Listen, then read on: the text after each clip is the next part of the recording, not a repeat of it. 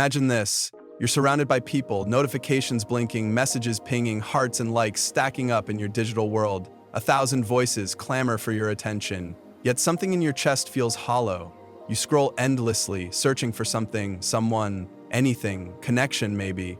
But what you find is an echo chamber, a sea of curated lives, filtered smiles, and hollow affirmations. And in that silence between clicks, between the simulated interactions, something dark whispers, "You are alone." This is the paradox of our time. Never before have we been more connected. Never before have we felt more alone. How can a world with billions at our fingertips breed such isolation in the soul? How can you talk to 10 people a day and still feel like no one knows you? Loneliness today isn't the quiet of an empty room, it's the dissonance of being unseen in a crowd. It's watching everyone else's life unfold while you quietly fade into your own feed. It's pretending to laugh at a meme while your mind screams into the void. We've mistaken connection for contact, presence for performance, and attention for affection, and the cost of this confusion is nothing less than the erosion of our humanity. But here's the deeper dilemma, the one we rarely dare to speak aloud. What if we prefer this kind of loneliness? What if we've grown addicted to it, dependent on the numbness it provides? Because to be truly seen means risking rejection. To be truly known means surrendering control. And perhaps it's safer to hide behind avatars and emojis than to face the terrifying mirror of real intimacy. So ask yourself, when was the last time you felt known, not followed, not liked, but truly, vulnerably known? When did someone last hear your silence rather than your words? And maybe the most disturbing question of all, have we forgotten what it means to be human in a world that rewards performance over presence?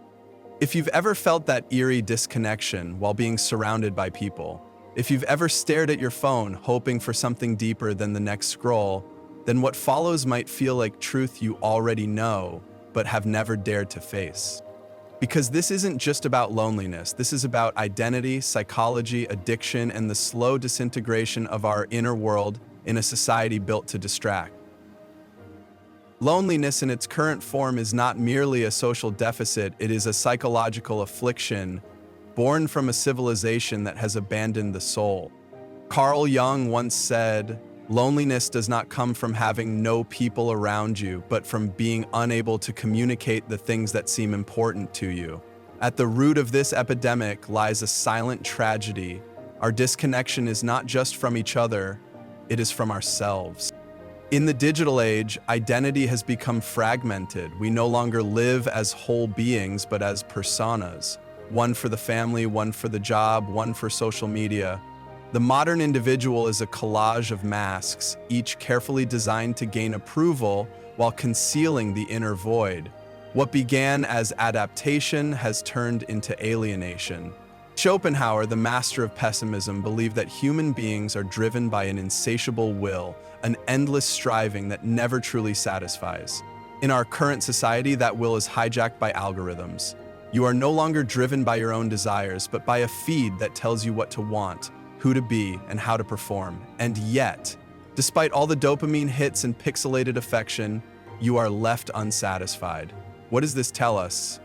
It tells us that loneliness today is existential, not just the absence of connection, but the presence of self-neglect, a life lived in contradiction, craving intimacy while building walls, seeking validation while hiding authenticity.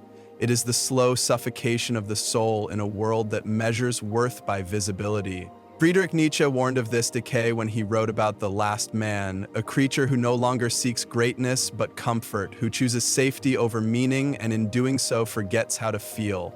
That man lives among us now. He scrolls for hours, afraid of silence. He fears eye contact.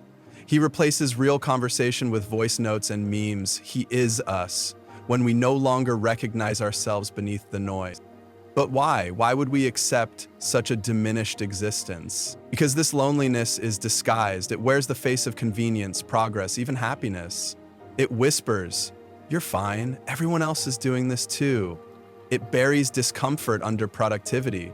And it makes us believe that to be human is to perform, not to be. Sartre believed that hell is other people, but in truth, hell is the self we've abandoned for the sake of belonging. We have exiled our own emotions, demonized vulnerability, and glorified independence to such a degree that the idea of needing others feels like weakness.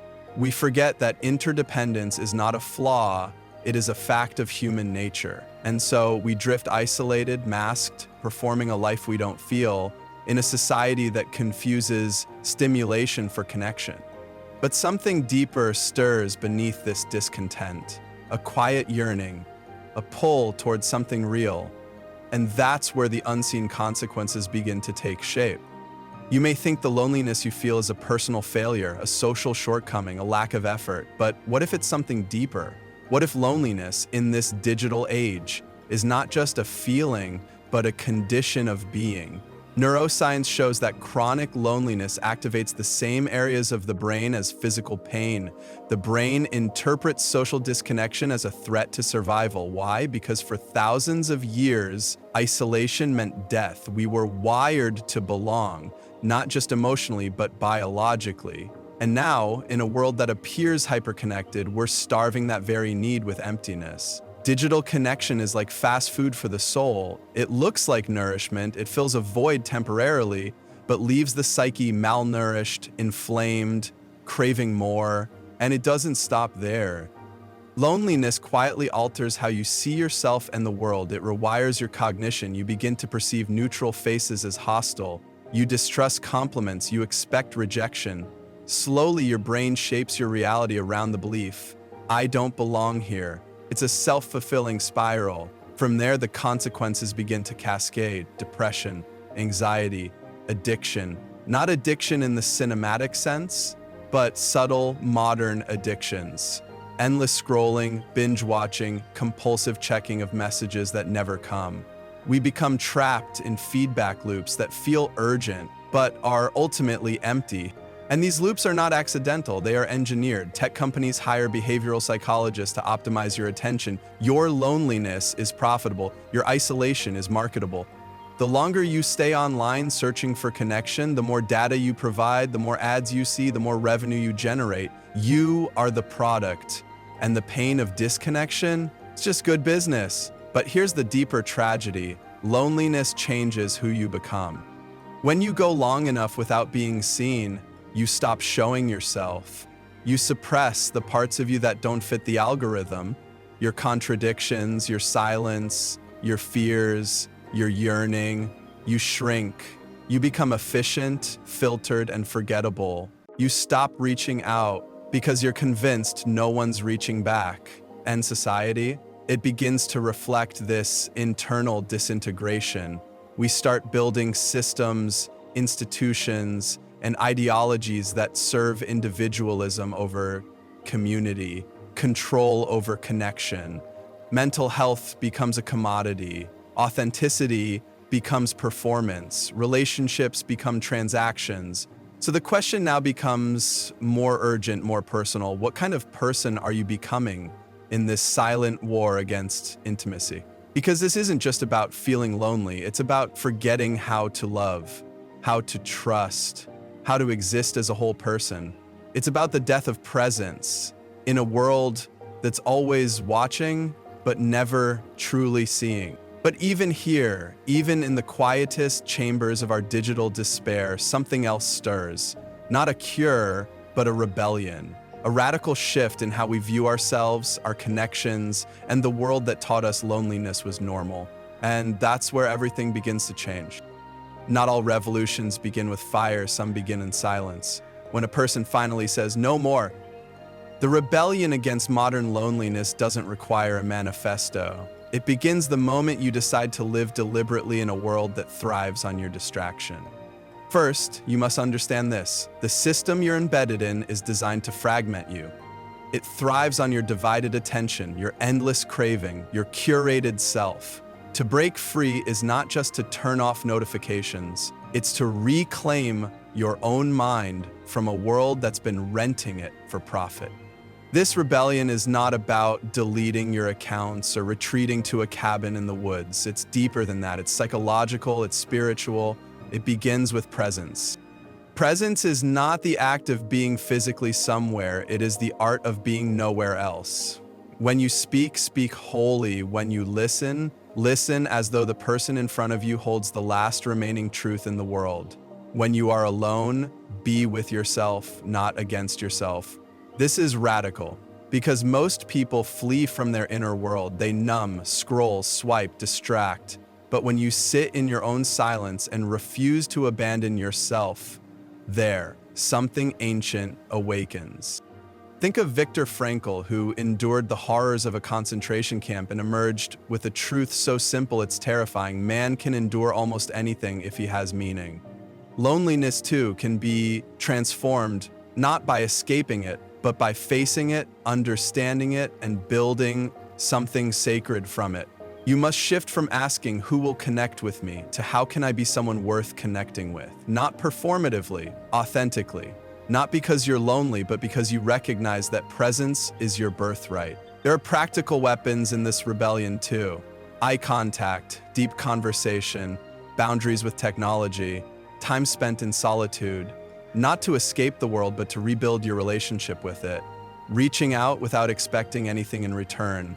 Creating spaces where truth is more important than image. And above all, embracing the terrifying, liberating truth. You cannot be fully known unless you are first willing to be seen. Do you see the paradox now? The way out of loneliness is not to seek more connection, it's to become more real. The world doesn't need another profile, it needs you, raw, flawed, unfiltered. And when you show up like that, you create the space for others to do the same.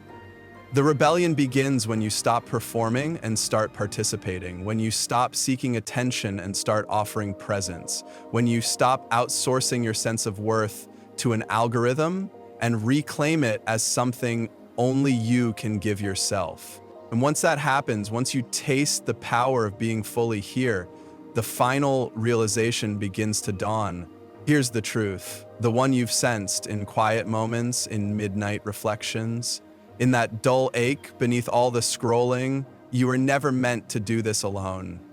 Not life, not pain, not joy, not grief. The human soul was not designed to be an island. It was forged in the fire of interdependence. We are stitched together, not just by genes or language, but by presence, vulnerability, and the sacred chaos of truly being seen. And the final realization is this: loneliness is not a personal flaw, it is a cultural wound. You are not broken because you crave connection, you are human, but you live in a society that profits from your disconnection. One that celebrates hyper-independence as strength, busyness as virtue, and self-sufficiency as enlightenment. And in the pursuit of those illusions, we have severed the very thing that gave us life, each other. The great irony, what we seek is already within us. You've spent so long waiting to be chosen, to be noticed, to be understood. But what if no one is coming to rescue you because you're the one meant to return to yourself? What if the final key was never about finding someone else, but remembering who you were before the world convinced you that you weren't enough? There is a version of you that is not desperate to belong because it already does. It belongs to the moment, to truth, to the vast, untamed intimacy of existence. To reach that version, you must make peace with solitude, not as a punishment, but as a path. The philosopher Blaise Pascal once said, "All of humanity's problems stem from man's inability to sit quietly in a room alone." But maybe solitude isn't the enemy, maybe it's the mirror. And in that mirror, when you truly look, you don't find emptiness, you find you, the one who's always been waiting beneath the noise. Because in the end, the cure to loneliness isn't found in more followers or faster Wi-Fi. It's in presence. It's in truth. It's in the quiet, sacred decision to show up as you are and let others do the same. That is the rebellion. That is the awakening.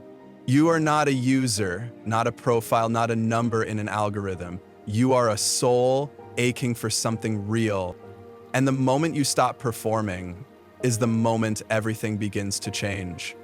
So breathe, look around, Let yourself be seen, speak what matters, because someone somewhere is waiting, not for your perfect image, but for your presence. And maybe, just maybe, that someone is you.